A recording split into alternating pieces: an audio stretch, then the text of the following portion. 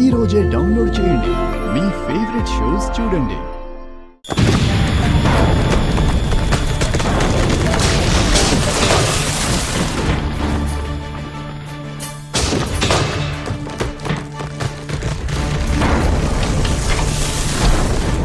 Hello Raghav, ఆ sound ఏంటి? ఏమైంది అక్కడ? హలో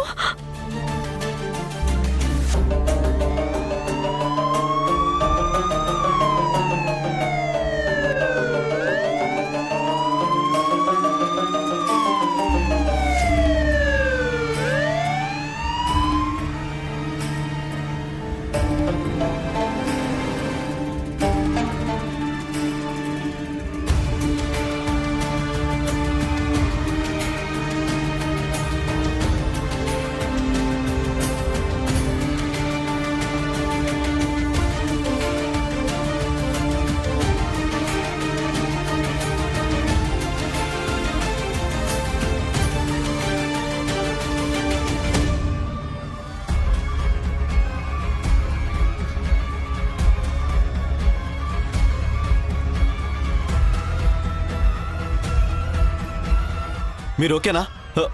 సార్ సార్ ఇవన్నీ మీరు వదలండి.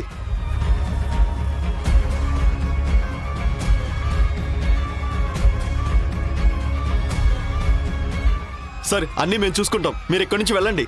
ఇక్కడ ఇంకా ప్రమాదం ఉన్నట్టుంది. ప్రమాదం వీళ్ళకి కూడా ఉంది భాస్కర్. వీళ్ళందరూ నా వర్కర్స్. వీళ్ళకి ఏదైనా జరిగిందంటే నన్ను నేను జీవితాంతో క్షమించుకోలేను. ఇంకా ఫోన్ కలవటం లేదు. నేను ఫోన్లో పెద్ద సౌండ్ విన్నాను. ఎలాంటి సౌండ్ అంటే ఏదో పెద్ద పేలిన శబ్దం. ఆ తర్వాత రాఘవ్ ఫోన్ కలవటం లేదు. నేను ఎన్నోసార్లు ట్రై చేశాను, ఇంకా ట్రై చేస్తూనే ఉన్నాను. అర్థం కావడం లేదు. పైగా నేను ఆయన ఆన్సైట్ మేనేజర్ కూడా ట్రై చేశాను. ఆయన కూడా ఫోన్ లిఫ్ట్ చేయడం లేదు. నేను వెళ్ళి చెక్ చేస్తేనే మంచిదేమో.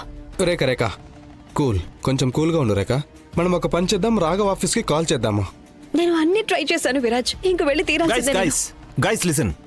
We have a breaking news here. సిటీలోనే one of the biggest builders Suryavanshi constructions new residential project లో చాలా పెద్ద బిల్డింగ్ ఒకటి కూలిపోయింది. ఈ స్టోరీని కవర్ చేయడానికి ఇమీడియట్లీ అక్కడికి ఓపీ వ్యాన్ తో పాటు ఒక టీం ని పంపించాల్సి ఉంటుంది. ఇప్పుడే ఈ క్షణమే.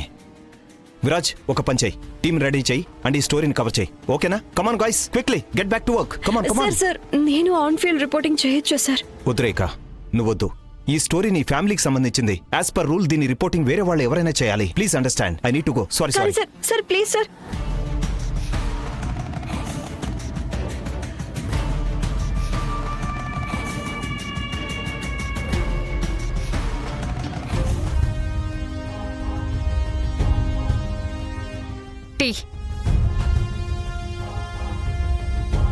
చూడు, టీలో ఎందుకు ఇన్ని పాలు పోసావు? పాలు ఎంత ఖరీదైపోయా తెలుసా నీకు? కానీ మీరు బ్లాక్ టీ తాగరు కదా. నువ్వు నన్ను అడిగావా? సుమా, పరిస్థితులు మారినప్పుడు అలవాట్లు కూడా మార్చుకుని తీరాలి.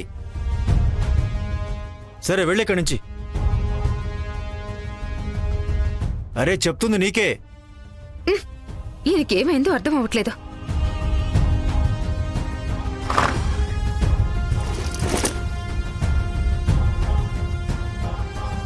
ధ్రువ్,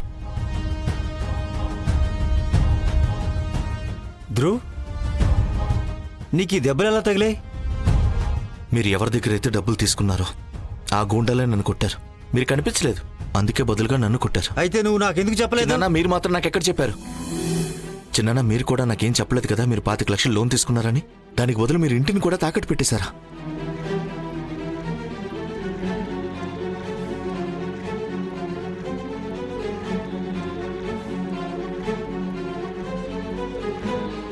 చిన్న కాస్త ఊపిరి తీసుకోండి. నాకు నిజం చెప్పండి, అసలు ఏం జరిగింది? నేను మన ఇంటి పరిస్థితిని కాస్త సర్చ్ చేయాలనుకున్నాను. ఎవరో నాతో చెప్పారు చీప్గా షేర్లు కొని మార్కెట్లో అమ్మితే బోల్డు డబ్బులు వస్తాయని. ఆన్లైన్ మార్కెట్లో ఇలాగే జరుగుతూ ఉంటుంది. నా దగ్గర డబ్బు లేవు, అందుకే నేను ఇంటిని తాకట్టు పెట్టేశాను. కొంచెం నీకు కూడా సహాయం చేయొచ్చు అనుకున్నాను. సహాయం? ఇప్పుడు మనకి నీడ కూడా లేకుండా పోయేలా ఉంది. మీరేమో సహాయం చేయడం గురించి మాట్లాడుతున్నారా? ధ్రువ్, నేను అన్నీ సెట్ చేస్తాను. ఎలా చేస్తారు? పిని మీద అరిచా? ధ్రువ్, నేను చెప్తున్నాను కదా, అన్నీ సరి చేసేస్తాను. కానీ ఈ విషయం ఎవరికి చెప్పొద్దు. ఎలాగో మనం కొన్ని రోజుల్లో ఇల్లు లేని వాళ్ళం అయిపోతాం జన్నానా. ఎవరి దగ్గర మనం ఏమీ దాచలేం. పైగా అంతా మన ముఖంలోనే తెలిసిపోతుంది.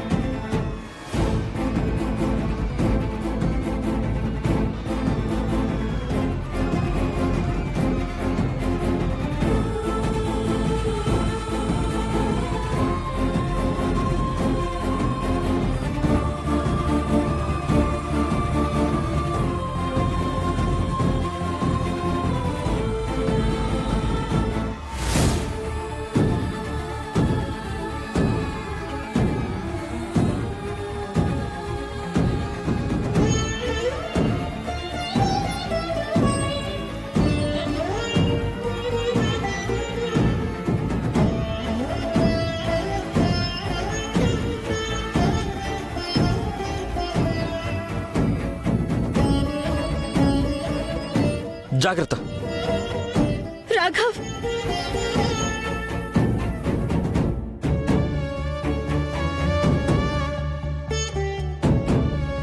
మీరు బానే ఉన్నారా?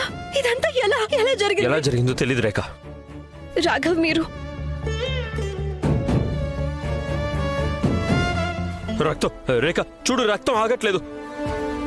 రాఘవ్, ఇది చెప్పులు ఎక్కడున్నాయి? రాఘవ్,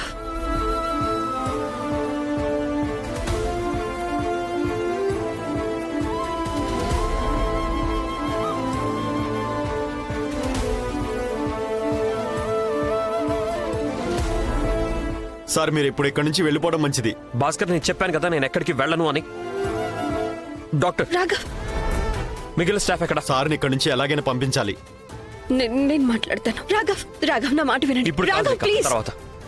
మీరు ఇక్కడ నుంచి వెళ్ళిపోలే రాఘవ్. ఇప్పుడు బయట జనం చాలా కోపంగా ఉన్నారు. మీడియా కూడా రాబోతుంది కాసేపట్లో. ప్లీజ్ ఇక్కడ నుంచి పదండి. ఇక్కడ పరిస్థితి దారుణంగా మారిపోతుంది. సార్ మీరు కొంచెం కూడా దిగులు పడకండి. నేను ఇక్కడ ఉంటాను. ఏదైనా అవసరం ఉంటే మీకు ఫోన్ చేస్తాను. ఈ టైంలో మీరు ఇక్కడ ఉండడం కరెక్ట్ కాదు. భాస్కర్ చెప్పేది నిజమే రాఘవ్. మీడియా వచ్చిందంటే గనక ఫోకస్ మొత్తం వర్కర్స్ మీద నుంచి మీ మీద షిఫ్ట్ అవుతుంది. అప్పుడు రిపోర్టర్స్ అందరూ ఈ సంఘటనని మీతో ముడిపెట్టేస్తారు. గాయపడిన వాళ్ళ గురించి మాట్లాడడానికి బదులు ప్లీజ్ ఇక్కడ నుంచి పదండి.